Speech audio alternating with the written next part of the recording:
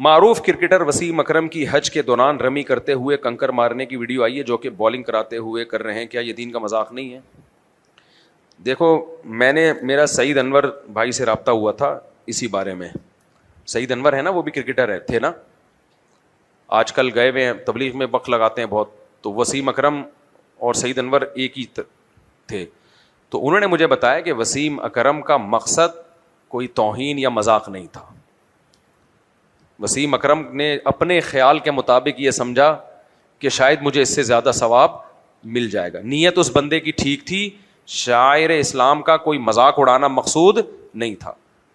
تو ہم یہی کہیں گے کہ جو طریقہ شریعت نے رمی کا بتایا ہے وہی طریقہ اختیار کرنا چاہیے, اس کے علاوہ کوئی اور طریقہ اختیار کرنا جائز نہیں ہے. لیکن جب ایک بندے کی نیت ٹھیک ہے, جذبہ ٹھیک ہے, تو پھر جتنی غلطی ہے اتنی غلطی بتانی, اتنی کو غلط کہنا چاہیے, اس کو بڑھا چڑھا کے بیان نہیں کرنا چاہیے. تو اتنی ایک دفعہ ایک کمنٹ کافی ہے کہ وسیم اکرم بھائی کو بس یہ بتا دیا جاتا کہ حضرت آپ کا جذبہ اپنی جگہ, لیکن آئندہ آپ ایسا نہ کیجیے گا. علماء بتا دیں بس کافی ہے. پوری قوم جب کسی کے پیچھے ہاتھ دھو کے پڑتی ہے نا, ایسا لگتا ہے ان کے پاس اس کے علاوہ وہ اگلا کہے گا کاش میں حج کرنے نہ آتا. دیکھو نبی کریم صلی اللہ علیہ وسلم کے دور میں بھی ہمیں غلطیوں کی مثالیں ملتی ہیں. نبی نے کیسے تنبیہ کی ہے. امام رکوع میں جائے, ہمیں حکم یہ ہے کہ وہیں سے رکوع میں نہ چلے جاؤ, صف میں شامل ہو, رکوع مل جائے تو ٹھیک ہے, نہیں تو ایک رکعت بعد میں پڑھ لو, یہی ہے نا. لیکن صحابی سے ایسا نہیں ہوا. امام رکوع میں تھا, صحابی مسجد میں دور سے ہی رکوع میں چلے گئے, ٹھیک ہے نا. تو آپ صلی اللہ علیہ وسلم نے دیکھا کہ بھائی صف میں آ کے شامل ہونا چاہیے نا, تو آپ نے فرمایا پہلے حوصلہ افزائی کی. دیکھو کیسی بہترین تعلیم ہے. غلطی کو غلط بھی کہا نبی نے, لیکن چونکہ ان کی نیت بری نہیں تھی تو ان کی حوصلہ افزائی کی. فرمایا زادک اللہ حرصاً, تمہاری جو جماعت کی نماز میں شامل ہونے کی حرص ہے اللہ اور بڑھا دے. یعنی تمہیں اتنی حرص ہے کہ ایک رکعت بھی نہ نکل جائے, تو وہیں سے رکوع میں شامل ہو گئے, یہ حرص اللہ اور بڑھا دے. یعنی حوصلہ افزائی کی, ماشاء اللہ ماشاء اللہ, بہت ویل ڈن. لیکن آگے فرمایا لا تعید, یہ دوبارہ نہیں کرنا. صحیح ہے. یہ غلطی, کتنی پیارا انداز ہے نصیحت کا. ہم لوگ ہوتے ہیں بولتے ہوئے تو نے کبھی مجھے دیکھا یا کسی اور کو دیکھا وہیں سے رکوع میں شامل ہو جائے, اس لیے آتا ہے مسجد میں. پہلے باہر جا کسی سے نماز کا طریقہ سیکھ کیا, پھر آنا, نکل یہاں سے. تو یہ نبی کے اخلاق نہیں ہے. نبی نے ان صحابی کی غلطی کو غلط بھی کہا, لیکن اس غلطی کی بیس اچھی تھی تو اس بیس پہ آپ نے ان کی حوصلہ افزائی بھی کی. فرمایا زادک اللہ حرصاً, تمہاری جو جماعت کی نماز میں شامل ہونے کی حرص ہے نا, لالچ ہے, اللہ اس لالچ میں اور اضافہ کرے. لیکن پھر آگے فرمایا لا تعید, دوبارہ نہیں کرنا. اس سے بڑی بات یہ تو چلو وہیں سے شامل ہو گئے, مسجد میں کوئی پیشاب کر دے, کتنی بری بات ہے. ایک گنوار دیہاتی صحابی, ان کو مسجد کے آداب معلوم نہیں تھے, وہ مسجد میں آئے, کچی مسجدیں ہوتی تھی پہلے, فرش نہیں ہوتا تھا, تو مسجد کچی تھی, ان کو پیشاب آیا, انہوں نے وہیں پیشاب کرنا شروع کر دیا. ان کو نئے نئے مسلمان ہوئے, ان کو کیا آداب کا پتہ. اب کوئی کہہ سکتا ہے وسیم اکرم تو نیا نیا مسلمان نہیں ہوا, پرانا مسلمان ہے, حج تو پہلی دفعہ کر رہا ہے نا بھائی, کوئی 100 دفعہ تھوڑی حج کیا ہے. تو وہ دیہاتی صحابی وہیں بیٹھ گئے پیشاب کرنے کے لیے. صحابہ دوڑے ان کو پکڑنے کے لیے, آپ نے صحابہ کو روکا, رک جاؤ, ظاہر ہے پیشاب بیچ میں کوئی بھی نہیں چھوڑ سکتا, کرنے دو. اب ایک دفعہ شروع ہو گئے تو کیا کرو, پورا پیشاب کرنے دو.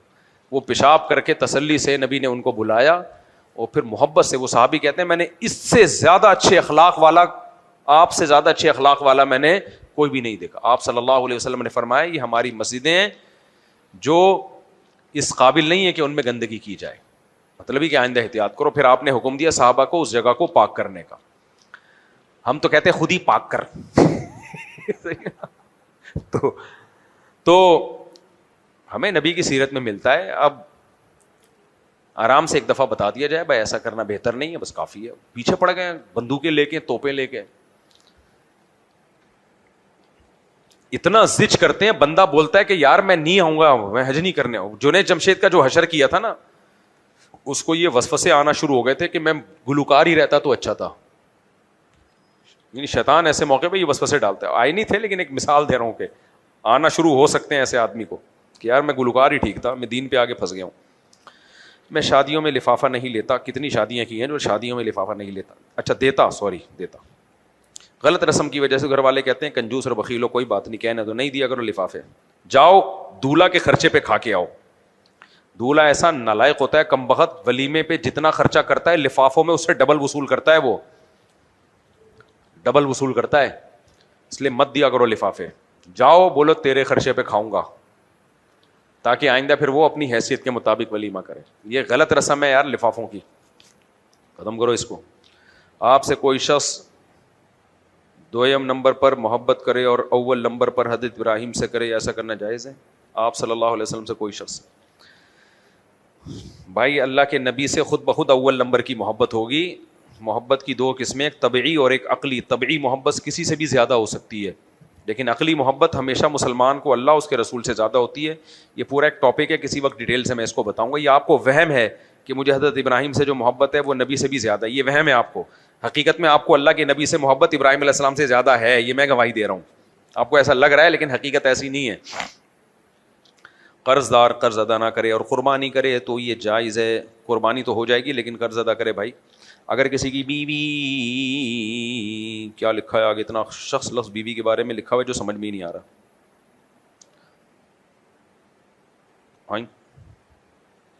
بیگم قریب نہیں آنے دے رہی میاں کو, شادی کر لو بھائی پھر, اور کیا مسئلہ ہے,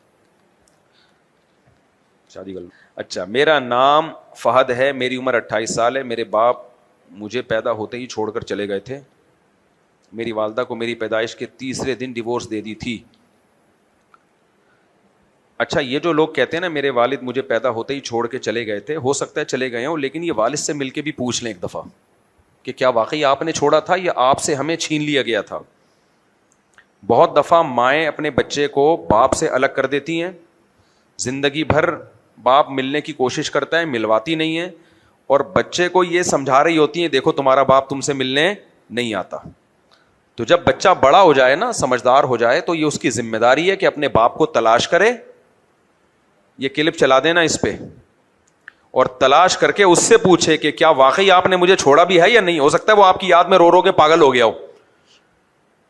تو اس لیے نہ ماں کے خلاف جاؤ نہ باپ کے خلاف جاؤ. ون سائیڈڈ بات سن کے کبھی بھی ایک دوسرے کے خلاف نہیں ہو. بعض دفعہ الٹا بھی ہوتا ہے معاملہ.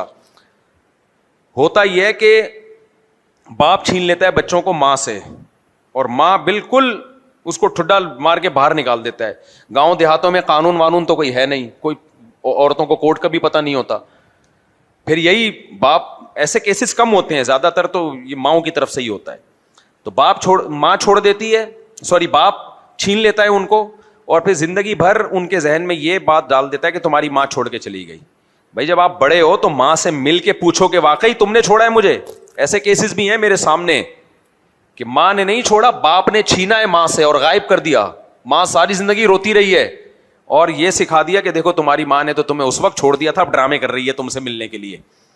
تو ون سائیڈڈ بات سن کے کبھی بھی کسی کے بارے میں فیصلہ نہیں کرنا چاہیے.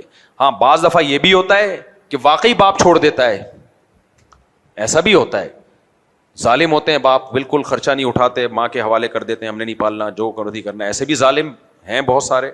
تو تینوں طرح کے کیس ہوتے ہیں, لیکن یہ آپ نے ایک طرف کی بات سن کے کبھی بھی فیصلہ نہیں کرنا. جب تک دوسری پارٹی سے ملو نہیں, صورتحال سمجھو نہیں, اس وقت تک ون سائیڈڈ بات سن کے کبھی بھی نہیں فیصلہ ہوتا کہ کون صحیح ہے کون غلط ہے.